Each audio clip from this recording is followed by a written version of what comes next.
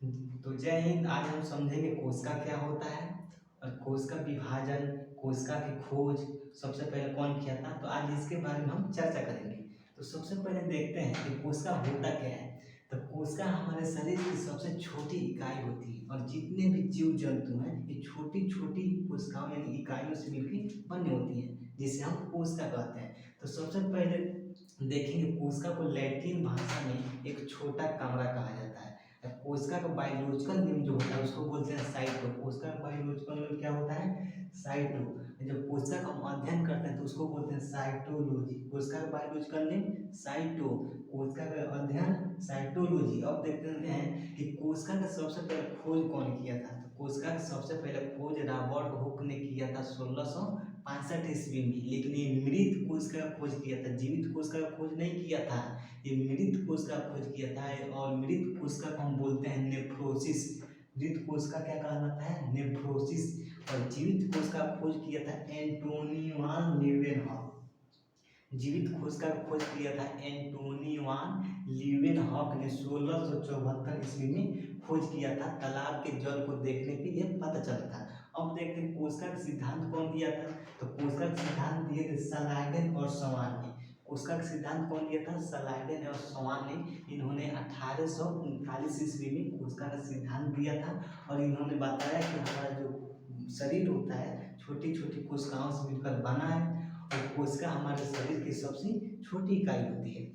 लेकिन इन्होंने ये नहीं बता पाया कि नई कोशिका का निर्माण कैसे होती है। तो इसको बताने के लिए एक अलग से वैज्ञानिक है जिनका नाम है रडोल्फ विर्चो। इन्होंने 1855 में बताया कि जो पूर्ववर्ती कोशिकाएं होती हैं यानी जो पहले वाली कोशिकाएं होती हैं उसी से विभाजन होकर एक नई कोशिका का निर्माण होती है। पूर्ववर्ती का मतलब होता है पहले स्थित जो कोशिकाएं होती हैं उसी से विभाजन होकर एक नई कोशिका का निर्माण होता है। अब हम समझेंगे कि दुनिया में सबसे बड़ा कोशिका, सबसे छोटा कोशिका कहाँ पाया जाता है। दुनिया में सबसे बड़ा कोशिका जो शुतुरमुर्ग का अंडा होता है, जो शुतुरमुर्ग का अंडा होता है तो शुतुरमुर्ग के अंडे में पाया जाता है। और दुनिया में सबसे छोटी कोशिका माइकोप्लाज्मा की होती है। दुनिया में सबसे छोटी कोशिका माइकोप्लाज्मा में। अब देखते हैं मानव में सबसे बड़ी कोशिका और सबसे छोटी कोशिका। तो मानव में सबसे जो बड़ी कोशिका होती है फीमेल यानी स्त्री के अंडाणु में पाया जाता है। स्त्री के अंडाणु यानी ओवम में पाया जाता है। मानव में सबसे छोटी कोशिका मेल के स्पर्म यानी शुक्राणु में पाया जाता है। मानव में सबसे छोटी कोशिका मेल के शुक्राणु यानी स्पर्म में पाया जाता है। अब देखेंगे जो तंत्रिका कोशिका होती है ये सबसे लंबी कोशिका होती है। अगर क्वेश्चन पूछेगा सबसे लंबी कोशिका कहाँ पाया जाता है तो तंत्रिका कोशिका की होती है। सबसे लंबी कोशिका जिसका इंग्लिश होता है न्यूरॉन सेल। तंत्रिका कोशिका का इंग्लिश क्या होता है? Neuron cell. जो सबसे लंबी कोशिका होती है ये लगभग 1 से 1.5 मीटर तक लंबी होती है और ये विभाजन रहित होती है यानी इसमें विभाजन नहीं होती है। और ये कोशिकाएं ब्रेन यानी दिमाग में पाया जाता है। इसमें कोशिका विभाजन नहीं होता है। ये खोपड़ी है, अगर खोपड़िया को अंदर चोट लग जाएगा ना तो जल्दी ठीक नहीं होता है क्योंकि उसमें कोशिका विभाजन नहीं होती है। क्योंकि उसमें कोशिका विभाजन नहीं होती है उसमें सेंट्रोसोम जो होते हैं नहीं पाए जाते हैं। ये कहाँ पाया जाता है? ब्रेन में। इसलिए कहा जाता है कि अगर ब्रेन के अंदर ज़्यादा चोट लग जाता है तो जल्दी ठीक नहीं होता है, उससे मृत्यु हो जाती है क्योंकि उसमें विभाजन नहीं होता है। अब यहाँ पे देखेंगे सबसे तेज विभाजन कहाँ होता है। तो सबसे तेज विभाजन होता है लीवर में, खटाखट विभाजन होता है। ये हमारे पेट के ऊपर दाहिने साइड में स्थित होता है लीवर। हमारे पेट के दाहिने की ओर पूरी भाग में दाहिने की तरफ स्थित होता है। जो एक बत्ता होता है, बत्ता के जस्ट नीचे लीवर रहता है। इसमें कोशिका विभाजन बहुत तेजी से होती है। लीवर में कोशिका विभाजन बहुत तेजी से होती है। लीवर को हिंदी में बोलते हैं यकृत, लीवर को हिंदी में बोलते हैं यकृत और उर्दू में बोलते हैं जिगर। लीवर को हिंदी में बोलते हैं यकृत और उर्दू में बोलते हैं जिगर। इसमें कोशिका विभाजन एकदम खटाखट बहुत तेजी से होती है। और लीवर को छोड़कर अगर अन्य जगह कोशिका विभाजन बहुत तेजी से होने लगती है, लिमिट से ज़्यादा, उसी को बोलते हैं कैंसर। कैंसर कोई बीमारी नहीं होती है जब जहाँ अनलिमिटेड, जहाँ लिमिट से अधिक जहाँ कोशिका विभाजन होती है उसी को बोलते हैं कैंसर। कैंसर कोई बीमारी नहीं होती है। जहाँ लिमिट से ज़्यादा जब कोशिका विभाजन हो जाती है वही एक कैंसर का रूप ले लेता है। इतना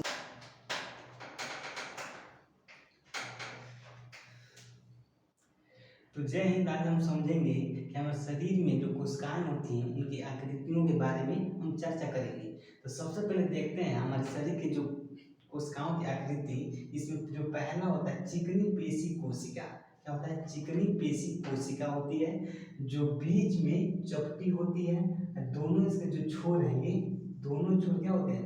नुकीले होते हैं, यानी एकदम सुईलार होते हैं, एकदम पतले होते हैं, एकदम नुकीले होते हैं। बीच में क्या होते हैं? चपटे होते हैं। बीच में इसका केंद्रक पाया जाता है। ये खोखले अंगों में पाया जाता है। चिकनी पेशी कहाँ पाया जाता है? खोखले अंगों में पाया जाता है, जैसे आंत, पेट, गर्भाशय। इन सबों के दीवारों पे चिकनाएं पाई जाती है। खोखले अंगों में चिकनी पेशी कोशिकाएं पाई जाती हैं। ये जैसे आंत हो गया, पेट हो गया, गर्भाशय हो गया, सब क्या है? खोखला अंग है। तो खोखला अंग में कौन सा कोशिका पाई जाती है? तो चिकनी पेशी कोशिका। अब देखेंगे दूसरा क्या होता है। यहाँ पे दूसरा है ब्लड सेल, रुधिर कोशिका। ब्लड सेल का हिंदी क्या होता है? रुधिर कोशिका। ये जो होती है, ये गोल होती है, इसकी आकृति गोल होती है, बीच में चपटी होती है, हल्का सा धंसा हुआ होता है। जैसे आप पहले पेड़ा खाए होंगे, पहले जो पेड़ा बनता था वो गोल होता था, चपटा होता था और बीच में धंसा हुआ रहता था, अंगूठा से इसे दबा दिया जाता था। सेम वैसी आकृति ब्लड की कोशिकाओं की होती है, गोल होती है, चपटी होती है, बीच में धंसा हुआ होता है। आजकल के ज़माने में तो तीन कोना बर्फी आ गया, चार कोना बर्फी आ गया। पहले गोलका बर्फी चलता था, वो बीच में चपटा होता था, अंगूठा का निशान होता था, उसमें मुहर लगा रहता था उसमें। हजार को तो बर्फी आ गया, उसमें सिल्वर का पन्नी छपा रहता है। ठीक, जो अंडाणु होता है, अंडाणु जिसका इंग्लिश होता है ओवम, तो ओवम कहाँ पाया जाता है? फीमेल के स्पर्म में पाया जाता है, उसे बोलते हैं अंडाणु। अंडाणु का इंग्लिश होता है ओवम, ये फीमेल यानी स्त्री में होता है। तो इसका जो कोशिकाएं होते हैं हम उसको समझेंगे। जो अंडाणु का कोशिकाएं होती हैं, केंद्रक, ये क्या है? ये जो छोटा सा दिख रहा है ये है केंद्रक। तो केंद्रक का इंग्लिश जानते हैं, न्यूक्लियस होता है। ये जो बिंदु बिंदु दिखाई दे रहा है ये है आपका कोशिका द्रव्य। क्या है? कोशिका द्रव्य। जब हम जीव द्रव्य पढ़ाएंगे तो उसमें कोशिका द्रव्य को अच्छे से डिटेल में समझाएंगे। पहले यहाँ पर देखेंगे कि कोशिका द्रव्य ये है जोना पेलुसोडा। क्या है?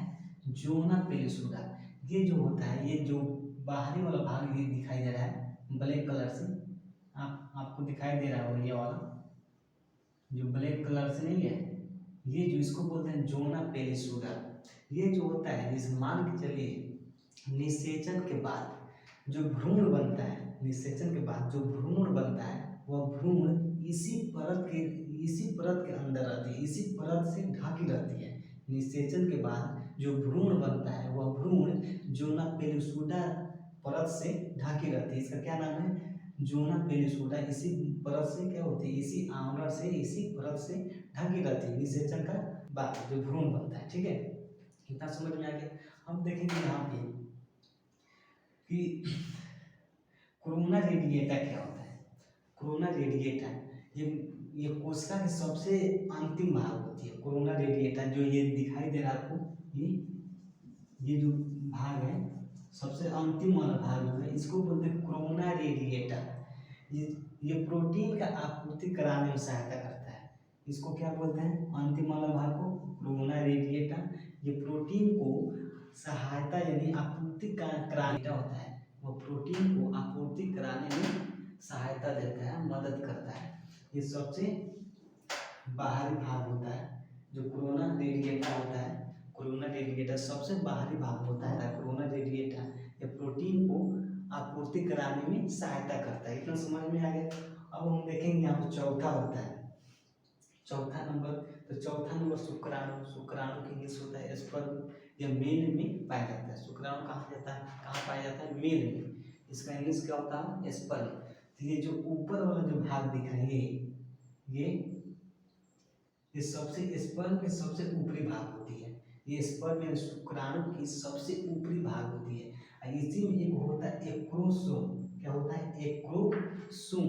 ये जैसे टोपी जैसी संरचनाएं होती हैं, ये कोशिका के सबसे ऊपरी भाग में पाया जाता है। एक्रोसोम कहाँ पाया जाता है? जो स्पर्म के सबसे ऊपरी भाग में पाया जाता है। एक्रोसोम कहाँ पाया है? अब यहाँ समझेंगे, ये है केंद्रक। क्या है?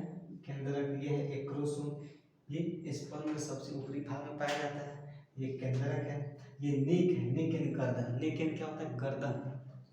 तो नेक में माइटोकांड्रिया होता है। नेक में क्या होता है? माइटोकांड्रिया। माइटोकांड्रिया क्या करता है? जो ऊर्जा को पूंछ तक पहुंचाता है। क्या करता है? ऊर्जा बनाता है, ऊर्जा को पूंछ को देता है, और पूंछ क्या करता है, स्पर्म को आगे ले जाने का काम करता है, यानी आगे ढेके रहने का काम कौन करता है, तो पूंछ। ऊर्जा कौन देता है, माइटोकॉन्ड्रिया। माइटोकॉन्ड्रिया जो होता है ऊर्जा पूंछ को देता है, पूंछ स्पर्म जो शुक्राणु होते हैं माइटोकॉन्ड्रिया की सहायता से आगे बढ़ता है और अंत तक पहुंचता है।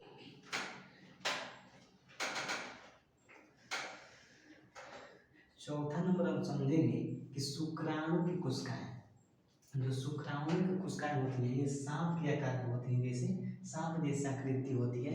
और इसमें जो पहला होता है इसमें एक्रोसोम पाए जाते हैं। क्या होता है, एक्रोसोम। ये जो शुक्राणु का यानी स्पर्म का जो सबसे ऊपरी भाग होता है उसमें कहाँ होता है ये एक्रोसोम, सबसे ये टोपी जैसी इसका आकृति होती है। कैसे होती है, टोपी जैसी इसकी आकृति, इसकी टोपी जैसी आकृति होती है। ये स्पर्म के सबसे ऊपरी भाग में पाया जाता है। कौन, एक्रोसोम। ये स्पर्म के सबसे ऊपरी भाग में पाया जाता है। और ये होता है केंद्रक, और ये होता है नेक। नेक यानी होता है गर्दन। इसमें माइटोकॉन्ड्रिया होता है। माइटोकॉन्ड्रिया क्या होता है, माइटोकॉन्ड्रिया ये ऊर्जा देता है किसको, पूंछ को। और पूंछ स्पर्म को आगे ढेके लेने का काम करता है, फीमेल के अंडाणु तक पहुंचाने में काम करता है। माइटोकॉन्ड्रिया ऊर्जा किसको देता है, पूंछ को देता है, यानी टेल को देता है। टेल कोशिका को आगे, टेल शुक्राणु को आगे ढकेलने यानी आगे चलने में सहायता करता है। इतना समझ में आ गया। अब देखेंगे अश्वा होता है, यहाँ पर पांचवा नंबर होता है अस्थि कोशिका। ये हड्डियों में पाया जाता है, यानी बोन्स में पाया जाता है। अस्थि कोशिका कहाँ पाया जाता है, हड्डियों में पाया जाता है। जब हम बोन्स के बारे में पढ़ाएंगे, हड्डियों के बारे में पढ़ाएंगे तो उसमें हम इसको अच्छे से बताएंगे। तब तक रहता है जैसे यहाँ पर ये वसा की कोशिका की क्या है, आकृति है। तो वसा की कोशिका की क्या है, आकृति है। ये केंद्रक है। ये जो सफेद वाला भाग दिखाई दे रहा है ये वसा है। ये जो थोड़ा थोड़ा ये हल्का हल्का दिखाई डॉट डॉट कर, ये क्या है, गोल्जी का है। ये माइटोकॉन्ड्रिया है। ये फैट है, बताए हैं हमको। सबसे लास्ट वाला जो अंतिम भाग है ये क्या है, कोशिका झिल्ली। क्या है, कोशिका झिल्ली। इसी को बोलते हैं, झिल्ली को बोलते हैं मेम्ब्रेन। ये जो इसके बीच में कोशिका झिल्ली के बीच में ये जो दिखाई दे रहा है ये है आपका कोशिका द्रव, साइटोप्लाज्म। क्या है, कोशिका द्रव। यहाँ से लेके ये सब क्या है, ये सब कोशिका द्रव्य है। जब हम कोशिका के अंग पढ़ाएंगे तो उसमें इन सब चीज़ों के बारे में पूरा डिटेल से बताएंगे कि कोशिका क्या होता है, माइटोकॉन्ड्रिया क्या होता है, गोल्जी बॉडी क्या होता है, रसधानी क्या होता है, लाइसोसोम क्या होता है। जब कोशिका का अंग पढ़ेंगे तो उसमें डिटेल से बताएंगे कि माइटोकॉन्ड्रिया क्या होता है, गोल्जी बॉडी क्या होता है, कोशिका द्रव्य क्या होता है, कोशिका झिल्ली क्या होती है। अब इतना जानिए कि कोशिका जो वसा कोशिका होती है वो चर्बी में पाई जाती है, वो फैट को बढ़ाती है। और ज़्यादा तेल अनुसार चीज़ खाने से, ज़्यादा तेल वाला चीज़ खाने से क्या होती है, फैट बढ़ती है, चर्बी बढ़ती है। जिससे क्या होता है, तून एकदम निकल जाता है, एकदम तून धुंधड़ तून एकदम फेंक देता है, एकदम खूब बड़ा धुंधड़ तून। तो क्या हुआ, लेकिन तो देखेंगे वसा कोशिका क्या होता है। तो वसा कोशिका ये चर्बियों में पाया जाता है। चर्बी जो होता है पेट का चर्बी, चर्बी जो पेट का चर्बी होता है उसमें वसा कोशिका पाया जाता है। जब ज़्यादा तेलानुसार चीज़ खाएंगे ना तो चर्बी की मात्रा बढ़ता है, एकदम धुंधड़ तून निकल जाएगा। क्या निकल जाएगा, एकदम धुंधड़ तून। तून में क्या होता है, पेट निकल जाएगा, उसमें क्या पाया जाता है, चर्बी। तो किसका बना होता है, वसा कोशिका का बना होता है। तो चर्बी कहाँ पाया जाता है, तो वसा कोशिका में पाया जाता है। जब हम कोशिका का अंग बताएंगे, केंद्रक क्या होता है, गोल्जी ऑपरेटस यानी केंद्रक काय क्या होता है, और फैट यानी वसा। ये जो सफेद वाला भाग दिखाई दे रहा है ये वसा है, ये आपका केंद्रक है। ये छोटा छोटा ये दिखाई दे रहा है ये माइटोकॉन्ड्रिया है।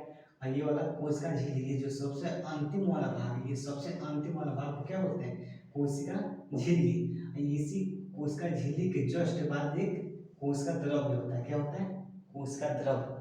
तो हम कोशिका अंग वीडियो बनाएंगे तो उसमें अच्छे से समझाएंगे इन सब चीज़ों के बारे में। बस इसमें इतना जानिए कि वसा कहाँ पाया जाता है, तो वसा चर्बियों में पाया जाता है। वसा जब ज़्यादा तेलानुसार चीज़ खाएंगे, ज़्यादा तेल वाला चीज़ खाएंगे तो वसा उससे बढ़ती है, इससे पेट निकल जाता है। ठीक है, इतना समझ में आ गया। सवाल नंबर देखेंगे तंत्रिका कोश का क्या होता है। तो तंत्रिका कोश का ये जो संरचनाएं दिखाई देंगी, ये वाला जो पतली पतली रस्सी जैसे, इसको बोलते हैं ध्रुमिका। क्या बोलते हैं, ध्रुमिका। देखिए यहाँ पे ये क्या है, ध्रुमिका है। ये वाला क्या है, केंद्रक है। बीच में ये क्या है, कोशिका का। क्या है, कोशिका का। जब हम कोशिका के अंग पढ़ाएंगे तो उसमें बताएंगे। ठीक है, ये क्या है, कोशिका का है। और ये तंत्रिका कवच। ये जो ज्वाइंट है ना यहाँ पे, देखिए यहाँ पे ये जो ज्वाइंट है इसको बोलते हैं तंत्रिका कवच। ये सबसे अंतिम वाला भाग यानी सबसे अंतिम वाला शिरा को बोलते हैं, ये जो दिखाई दे रहा है इसको अंतिम शिरा बोलते हैं। क्या है? अंतिम शिरा। ये क्या है? अंतिम शिरा। तंत्रिका का अंतिम शिरा ये ब्रेन में पाया जाता है। तंत्रिका कोशिका कहाँ पाया जाता है? ब्रेन में पाया जाता है। इसमें कोशिका विभाजन नहीं होता है, जिसके कारण इंसान की जल्दी ही मृत्यु हो जाती है, क्योंकि